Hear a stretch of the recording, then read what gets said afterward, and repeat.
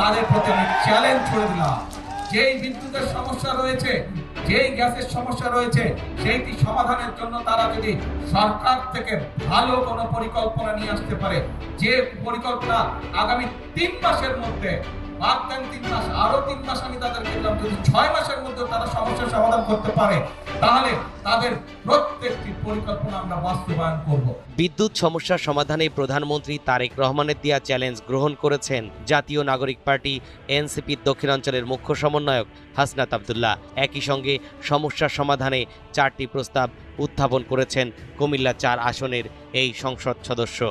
আর যদি তারা শুধুমাত্র জনগণকে বিভ্রান্ত করার জন্য, দেশকে বিভ্রান্ত করার জন্য এইসব কথা তারা বলে থাকে, তাহলে অবশ্যই তাদেরকে জনগণের কাছে ক্ষমা চাইতে হবে।